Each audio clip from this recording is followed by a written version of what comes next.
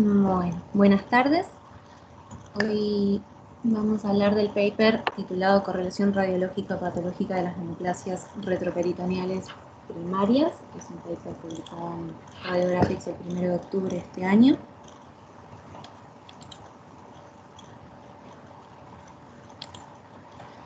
Realizado por este grupo de médicos pertenecientes al Departamento de Radiología e Imágenes Biomédicas y el Departamento de Patología de la Universidad de Medicina de Yale.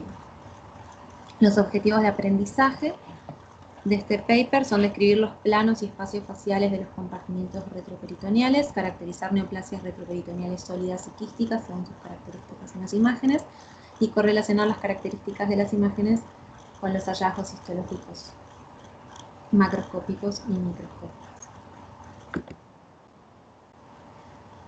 Bueno, en este paper lo que se habla es de las neoplasias primarias originadas en el tejido blando del retroperitoneo, que son lesiones raras con la particularidad de que son frecuentemente malignas en un 79-90% y pueden tener tamaños considerables a la hora de presentar sintomatología, lo que va a hacer que tengan una alta tasa de mortalidad. En cuanto a las imágenes, los hallazgos pueden ser inespecíficos, así que el hecho de que conozcamos las características distintivas y los aspectos epidemiológicos y clínicos nos van a ayudar a realizar una lista de diagnósticos diferenciales más acotada y atinada, y en algunos casos poder dar con el diagnóstico específico de una vez. Entonces, como radiólogos, existen algunos aspectos imagenológicos que debemos evaluar, incluyendo el tamaño, la ubicación del tumor, la composición del tejido, su intensidad en T2, el grado de vascularización y la relación con las estructuras adyacentes. Y los principales métodos de evaluación imagenológica van a ser a través de la tomografía y la resonancia. Un breve repaso de la anatomía retroperitoneal abdominal. El retroperitoneo se divide en 3 compartimientos cuyos bordes van a estar delimitados por diferentes fascias. Como en el dibujo lo vemos ilustrado, en un corte axial a nivel de ambos riñones. Lo que estamos viendo son el espacio pararrenal anterior, que es el que está pintado de azul, y va a estar delimitado anteriormente por la capa posterior del peritoneo parietal, posteriormente por la fascia renal anterior y lateralmente por la fascia lateroconal. En verde, que sería acá, lo que estamos viendo es el espacio pararrenal posterior, que va a estar delimitado anteriormente por la fascia renal posterior y posteriormente por la fascia transversales. Y por último vamos a describir lo que es el espacio perirrenal, que es lo que vemos en anaranjado, que va a estar delimitado anteriormente por la fascia renal anterior y posteriormente por la fascia renal posterior. Estas respectivas capas de fascias pueden tener comunicación a través de los diferentes compartimientos retroperitoneales. Entonces, además de delimitar estos compartimientos, lo que se demostró es que representan planos potencialmente expansibles que permiten la comunicación de los procesos tanto neoplásicos como no neoplásicos entre dichos compartimientos. En estas ilustraciones, la primera sería un corte sagital a nivel del abdomen, en el que nos está mostrando el plano retromesentérico en azul, el plano retrorrenal en verde, y lo que sería el plano interfacial combinado en rojo, que es lo que permite la comunicación a las porciones retroperitoneales a nivel de la pelvis. En la segunda imagen vemos una ilustración axial del riñón derecho y lo que nos muestra es la presencia de diferentes tabiques puentes, que serían las líneas negras, estas de acá, que lo que permiten es la comunicación desde el espacio perirrenal a los planos retromesentéricos. Y bueno, y aparte también lo que grafica son los diferentes vasos linfáticos perirrenales, las arterias y las venas. En cuanto a la localización de los tumores retroperitoneales, a la hora de realizar el diagnóstico, lo primero que debemos hacer como radiólogos es determinar la localización de la imagen y asegurarnos que la lesión surja de los tejidos blandos y no así de los órganos parenquimatosos. Y esto se logra evaluando cómo las estructuras que imagenológicamente se ven conservadas están siendo desplazadas anteriormente por la masa en cuestión. Entonces, comenzando con los diferentes tumores, vamos a empezar por los tumores adipocíticos, empezando por lo que son los lipomas, que son tumores benignos compuestos de tejido adiposo maduro, que se ve encapsulado y se da en pacientes de aproximadamente 53 años. Se caracterizan según su ubicación en superficiales, cuando están en tejido subcutáneo, o profundos cuando se encuentran por debajo de la fascia superficial. Son tumores comunes, pero lo que es raro es que se den en la ubicación retroperitoneal. Entonces esto nos llevaría a pensar que si encontramos una masa retroperitoneal con contenido graso, como primer diagnóstico pensaríamos en un liposarcoma y no tanto en un lipoma. Los lipomas en sí suelen tener un curso asintomático, dependiendo del tamaño de la lesión, y la resonancia magnética es el método de elección para evaluar este tipo de lesiones, que se van a mostrar mayormente isointensas respecto a lo que es el tejido celular subcutáneo en todas las secuencias, y pueden también presentarse con tabiques delgados que a la aplicación del contraste endovenoso tengan un leve realce. En la tomografía se van a mostrar como masas encapsuladas, bien definidas, con una densidad similar a la grasa subcutánea, que va a ser de menos 10 a menos 100 unidades a 1. En la imagen tenemos un ejemplo de una pieza anatómica, la foto de lo que es la macroscopía, que se ve una masa encapsulada, blanda y amarilla, con superficies lobuladas.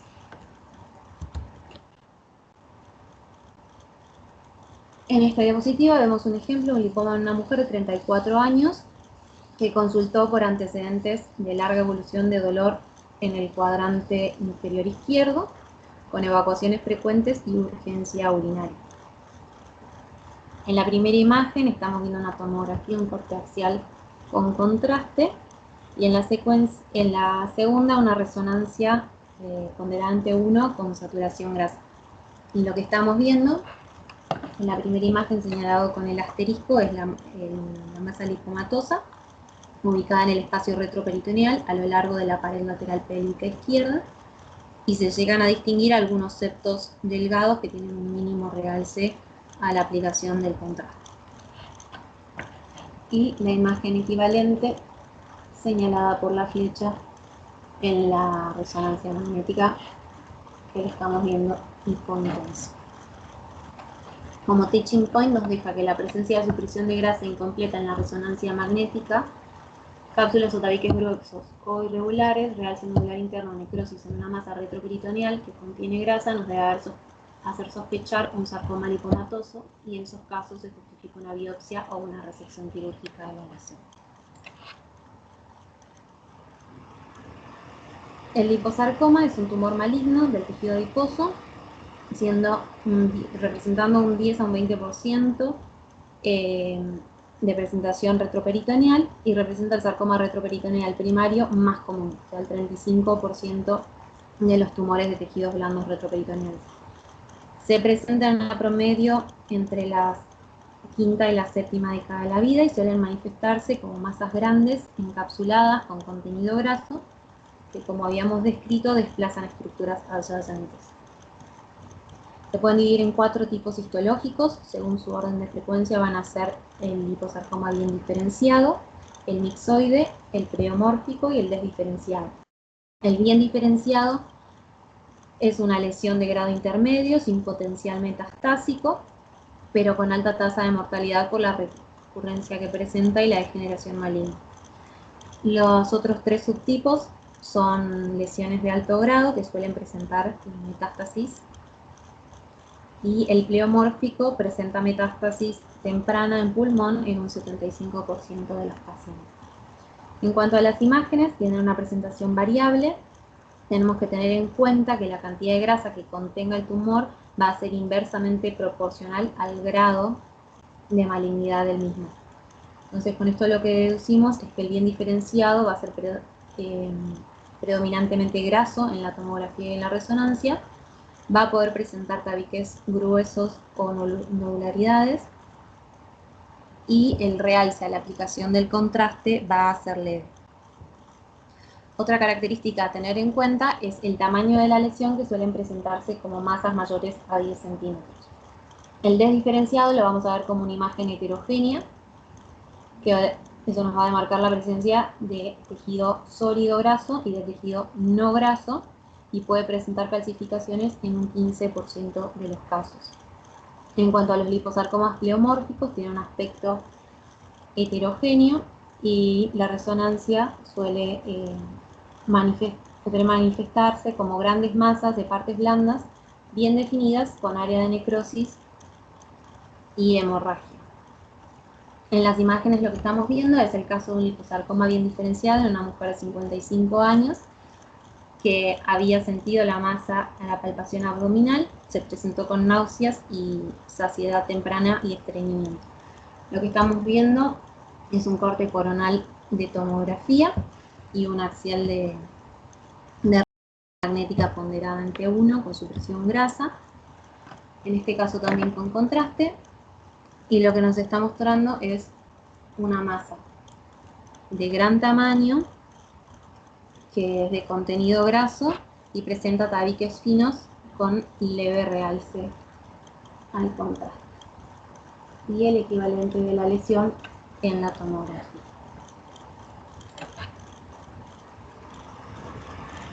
En este caso estamos viendo un liposarcoma mixoide en un paciente masculino de 68 años que se presentó con una historia clínica con empeoramiento del dolor abdominal con 3 meses de evolución. Las primeras imágenes son cortes axiales de resonancia magnética ponderadas en T2, obtenidas la primera sin supresión grasa y la segunda con supresión grasa, y lo que vemos es una gran masa hiperintensa en la imagen sin supresión grasa, y lo que vemos es la presencia de tabiques hipointensos, y en la última imagen es una imagen axial de resonancia magnética ponderada en T1 con contraste y supresión grasa, que muestra la irregularidad del realce a la aplicación del contraste. Como teaching point, lo que nos dice es que los liposarcomas mixoides son predominantemente no grasos, con un aspecto quístico en la tomografía y en la resonancia magnética debido a la matriz mixoide extracelular, y son hipodensos en comparación con el músculo en tomografía e hiperintensos en resonancia ponderada en T2 e hipointensos en T1, y que el realce a la aplicación de contraste endovenoso es válido. En este caso tenemos un liposarcoma pleomórfico en una mujer de 65 años con antecedentes de dolor abdominal de 18 meses. En las primeras imágenes vemos cortes coronales de resonancia ponderadas en T2, la primera sin y la segunda con supresión grasa, y lo que estamos viendo es una masa con contenido graso y componente de tejido blando, que es lo que vemos hiperintenso en la segunda imagen. En la última imagen es una resonancia ponderada en T1, un corte axial con contraste, con supresión grasa, y lo que estamos viendo también es el realce del componente del tejido blando señalado por la flecha. En cuanto a las lesiones tumorales del músculo liso, vamos a tener al leiomioma, que es un tumor benigno de células del músculo liso. Se cree que surgen de los restos de los conductos de Müller o de Wolff. Son lesiones raras, la mayoría se dan en mujeres. 40% se asocia con leiomiomas uterinos. Pueden manifestarse con síntomas como dolor, malestar pélvico o dolor de espalda, o síntomas dados por el efecto de masa que puede producir la lesión. En la tomografía tienen densidad similar al músculo liso miometrial del útero y no suelen tener calcificaciones. En la resonancia los vamos a ver como lesiones hipointensas en las imágenes ponderadas en T2 con un realce variable a la administración de contraste endovenoso. Otra de las lesiones es el leiomiosarcoma, que es un tumor maligno de las células del músculo liso, cuya ubicación retroperitoneal se da en un 12 a 69% de los casos. Es el segundo sarcoma retroperitoneal maligno primario más común y representa el 28% de los casos. El diagnóstico se suele hacer en pacientes que tienen de 50 a 60 años, también es más frecuente en mujeres, y se piensa que se origina en los grandes vasos sanguíneos del retroperitoneo, como la vena cava inferior, por ejemplo. Pero a pesar de esto, lo que se vio es que la presentación más frecuente es la extravascular, representando un 62% de los casos, un 5% de los casos es totalmente intravascular y un 33% de los casos tiene una ubicación mixta. Suelen ser masas grandes que cuando los pacientes consultan y los síntomas suelen estar relacionados con la compresión de las estructuras aledañas. Las metástasis se ven en el momento del diagnóstico en un 9% de los pacientes con tumores extravasculares y en un 23% de los pacientes con tumores intravasculares. No es frecuente que tengan calcificaciones ni tejido adiposo en su interior y se suelen ver como masas grandes de tejido blando con contenido heterogéneo. El realce del contraste endovenoso también es heterogéneo y puede tener áreas de necrosis y hemorragia. En la imagen lo que estamos viendo es una tomografía coronal en un hombre de 66 años con antecedente de dolor abdominal y disminución del apetito. Y se ve una gran masa heterogénea que no invade al riñón derecho. Y el asterisco nos está señalando áreas de necrosis dentro de la masa. Como teaching point nos deja que una gran masa retroperitoneal no grasa con afectación de un vaso contiguo y necrosis interna variable debería plantear la posibilidad de un leiomyosarcoma. En esta imagen vemos un corte axial de una resonancia magnética ponderada ante 1 con contraste y saturación grasa. En este caso es una paciente femenina de 68 años y lo que vemos es la presencia de un leiomyosarcoma retroperitoneal izquierdo invadiendo la vena cava inferior, señalado por la punta del pecho. Por otro lado están los tumores fibroblásticos, entre ellos los tumores fibrosos solitarios, que antes se conocían como mesotelioma localizado, son tumores raros, la mayoría son benignos, presentan una malignidad de 20 al 40%. Aproximadamente un tercio de estos tumores son intraabdominales y el sitio intraabdominal más común es el retroperitoneo. La mayoría de los pacientes se diagnostican entre la quinta y la séptima década de vida y esto sucede generalmente porque son lesiones que no generan síntomas y suelen encontrarse incidentalmente en pacientes mayores, pero pueden darse a cualquier edad. En las imágenes tienen una presentación inespecífica, aunque la mayoría se ven como masas heterogéneas muy vasculares y es raro que se vea de necrosis o degeneración quística. En la resonancia magnética van a presentar una intensidad también variable según el contenido de la lesión y suelen ser iso-hipointensas en comparación con los músculos. En cuanto a la aplicación del realce a la aplicación del contraste, suelen presentar un ávido realce, ¿sí? En la imagen vemos un ejemplo de un tumor fibroso solitario en un paciente de 48 años y con un hallazgo incidental. Vemos la masa en la tomografía. Es un corte coronal de una tomografía con contraste y lo que estamos viendo es un realce a nivel de una masa suprarrenal separada de la glándula suprarrenal y del riñón. Esta lesión terminó siendo compatible con un tumor fibroso solitario. Otros tumores son los mixofibrosarcomas, que es uno de los tumores malignos de tejidos blandos más comunes en pacientes ancianos, con predilección por los pacientes masculinos, aunque es raro que se vean en el retroperitoneo. Las lesiones de bajo grado tienden a ser hipocelulares y tienen abundante matriz mixoide, mientras que las de alto grado son hipercelulares.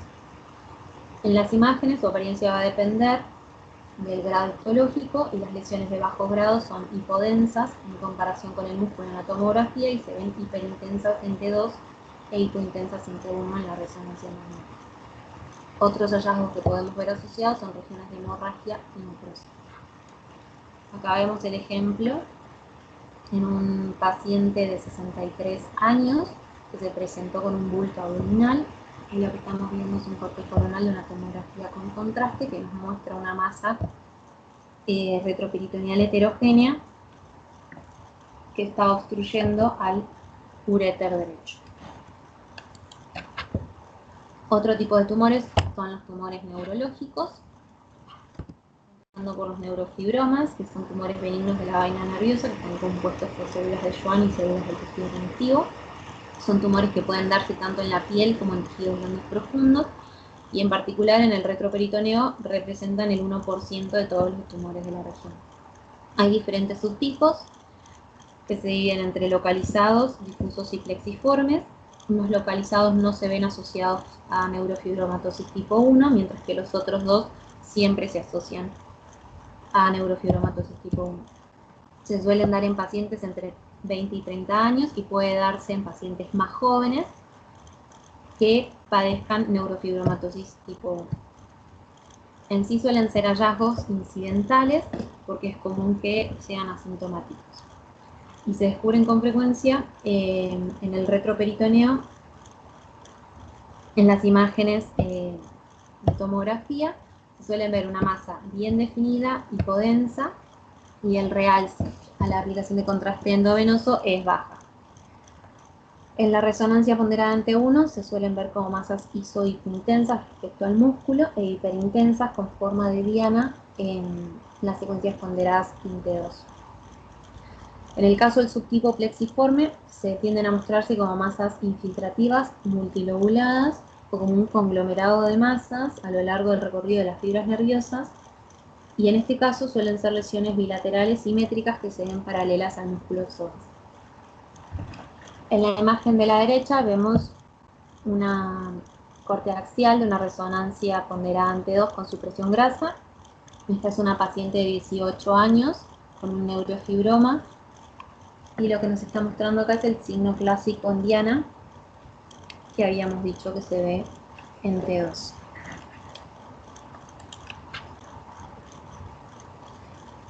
Estas son las imágenes de una paciente de 54 años que se presentó con una masa retroperitoneal izquierda que se descubrió incidentalmente. La primera imagen es una imagen de tomografía con contraste, un corte axial, que lo que nos está mostrando es una masa retroperitoneal hipodensa, bien definida. Y lo que nos está mostrando acá es el signo de la garra que se ve asociado al músculo psoas izquierdo. En las segundas imágenes estamos viendo imágenes de resonancia magnética, la primera ponderada en T2 con saturación grasa. Y lo que estamos viendo es una masa hiperintensa de aspecto homogéneo. Y en la última imagen, la resonancia ponderada en T1 con contraste, con saturación grasa, también un corte axial. Y lo que nos quiere mostrar es el realce difuso a la aplicación del contraste. Por otro lado, los schwannomas son otro tipo de tumor benigno de la vaina nerviosa. Tienden a crecer excéntricamente a partir de las fibras nerviosas periféricas, representan el 4% de todos los tumores retroperitoneales y pueden darse a cualquier edad, pero son más comunes entre los 20 y los 60 años. Suelen darse esporádicamente, pero existe la posibilidad de que se asocien con neurofibromatosis tipo 2.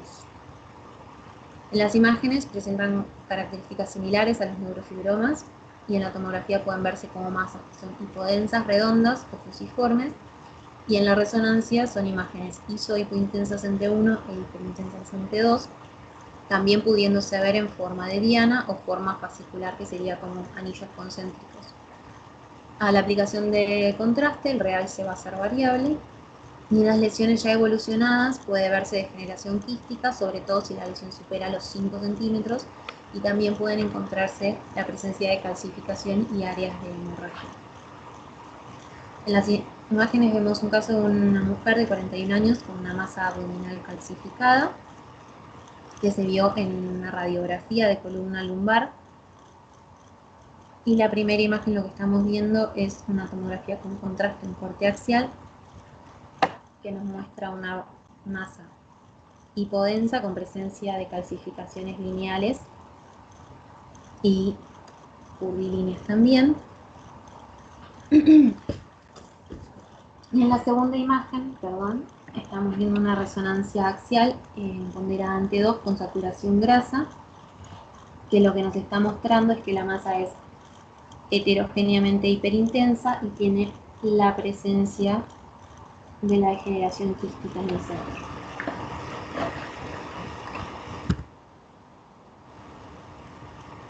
Otro tipo de lesiones son los tumores malignos de la vaina del nervio periférico, que consisten en sarcomas malignos que surgen de los nervios periféricos. La edad de presentación va a variar dependiendo de la presencia concomitante de neurofibromatosis tipo 1.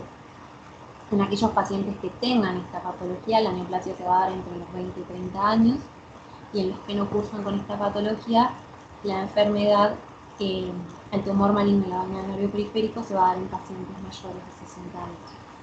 Son lesiones de crecimiento rápido y la sintomatología va a estar dada por el nervio afectado.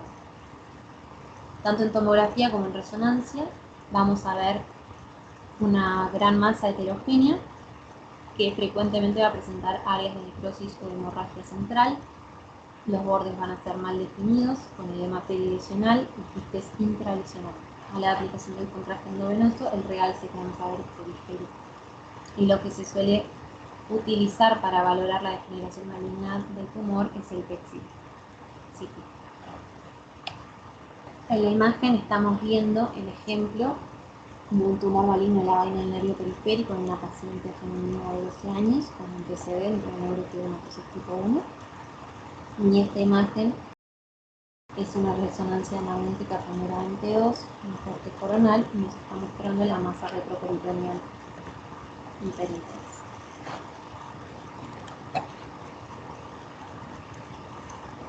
Continuando con las imágenes de la misma paciente, vemos resonancia en T1 sin contraste y con contraste, cortes axiales, y lo que nos muestra de nuevo es la masa retroperitoneal, en este caso se ve isointensa, y en la segunda el realce heterogéneo con área de necrosis central. Las patologías son los ganglioneuromas, que son tumores benignos que surgen de los ganglios simpáticos paravertebrales, representan del 0 a 7 al 1.6% de todos los tumores retroperitoneales. Suelen ser lesiones que no presentan síntomas y que se manifiestan en pacientes adultos jóvenes o más chicos con un leve predominio en mujeres. En el caso de que estas lesiones se presenten sintomáticas, los síntomas van a ser consecuencia de la liberación de catecolaminas. Generalmente se presentan con rubor. Imagenológicamente lo que vamos a encontrar es una masa paravertebral orientada verticalmente, que en la tomografía se va a ver hipoisodensa, homogénea. El realce de la aplicación de contraste va a ser variable, y en un 25% de los casos se puede acompañar con calcificaciones puntiformes y no con necrosis o hemorragia. En la resonancia se ve como una lesión de señal heterogénea de aspecto espiralado, tanto en T1 como en T2, y en las imágenes contrastadas también el realce va a ser variable. En este caso vemos un ganglioneuroma en un paciente masculino de 39 años con una masa suprarrenal izquierda que se encontró incidentalmente en una ecografía, de las cuales no hay imágenes.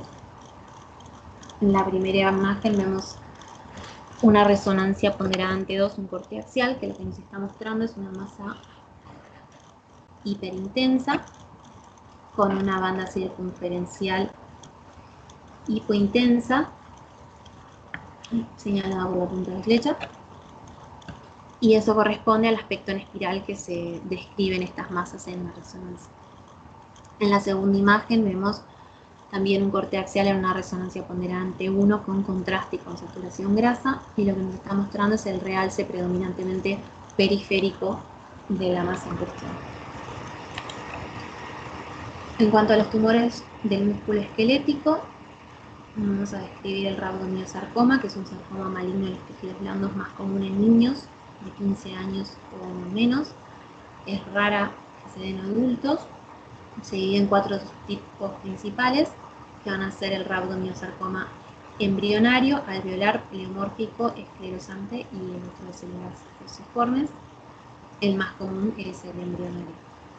La lesión afecta con más frecuencia la cabeza y el cuello, y la afectación retroperitoneal representa un 7 a un 19%, y es considerado como una localización primaria desfavorable. En cuanto a las características radiológicas, se puede manifestar tanto como lesiones circunscritas o se puede ver como con un aspecto infiltrativo. En la tomografía tiene una densidad heterogénea con un centro hipodenso por la necrosis central que presenta, y en la resonancia se muestran como lesiones hipo a isointensas en T1 e iso a hiperintensas en T2. En la aplicación de contraste endovenoso, estas lesiones van a tener un realce heterogéneo. En la imagen vemos un rhabdomyosarcoma biológico, que como dijimos es la lesión más frecuente en un paciente masculino de 14 años que tenía una masa palpable en el abdomen izquierdo.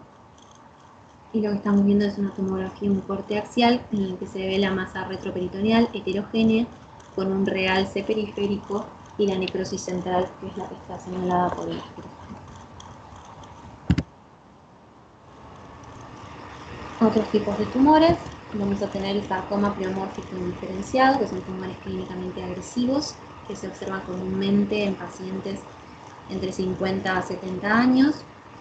Tiene mayor incidencia en los hombres y ocurre con mayor frecuencia en las extremidades, seguidas con el retroperitoneo como indicación frecuente. Las imágenes van a ser inespecíficas, ya que se puede mostrar como una masa heterogénea bien definida que va a presentar áreas de realce ávido a la aplicación de contraste endovenoso, tanto en tomografía como en la resonancia, y pueden presentar áreas de hemorragia y calcificaciones en un 5 a 20%.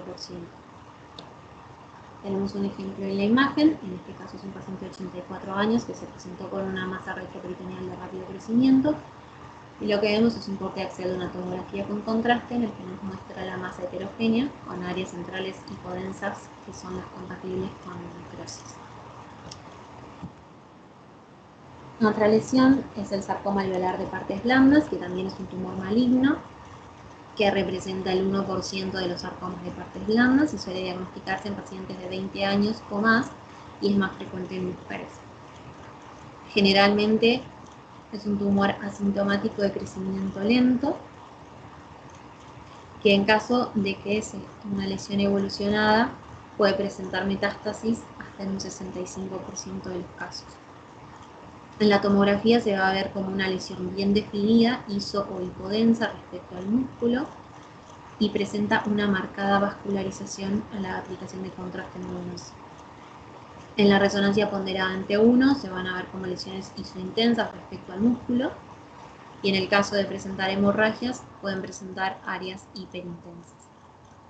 La clave diagnóstica, que según un estudio la presencia de más de 5 vacíos de flujo peritumoral e intratumoral en una lesión profunda de tejido blando sólido con realce al contraste va a ser diagnóstico de este tipo de lesiones con una sensibilidad del 96% y una especificidad del 91%.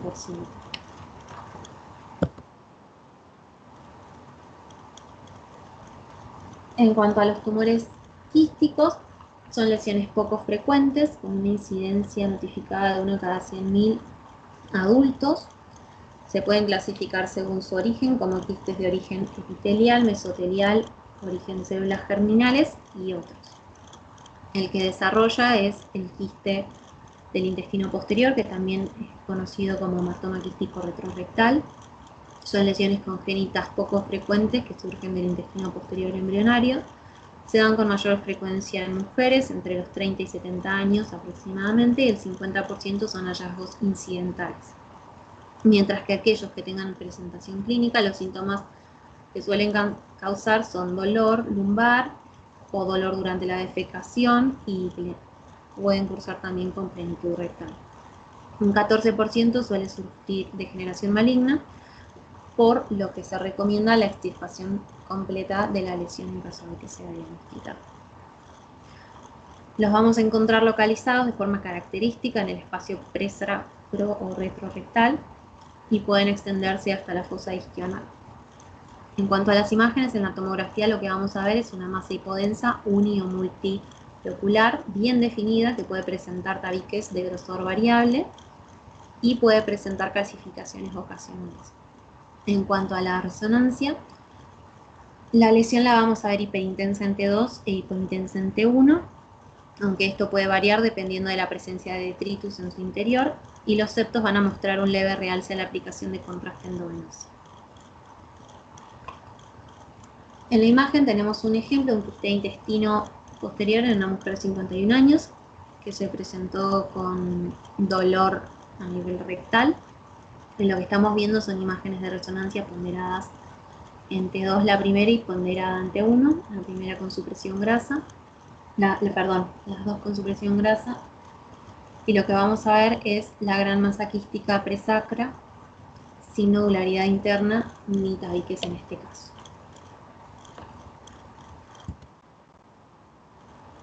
En cuanto a la malformación linfática, es otro tipo de lesiones que podemos encontrar en el retroperitoneo. También es conocida como linfangioma quístico. Es una masa quística benigna que comprende los canales linfáticos dilatados y se forma secundaria a una falla en la comunicación o drenaje del canal linfático normal. Se puede dar en pacientes de cualquier edad, pero la mayoría se manifiestan en la primera infancia. Es raro que se vean en el abdomen, generalmente pueden ser asintomáticos o estar asociados con algún dolor abdominal. En cuanto a las características radiológicas, como principalmente se da en niños, la evaluación inicial es ecográfica y lo que vamos a encontrar es una masa anecogénica multiloculada con presencia de tabiques finos y eventualmente puede presentar vascularización a nivel de estos tabiques. En la tomografía van a aparecer como una masa quística con densidad similar a la del agua. Las paredes y los tabiques no suelen ser perceptibles en la tomografía y el realce de los mismos también va a ser difícil de percibir en este método.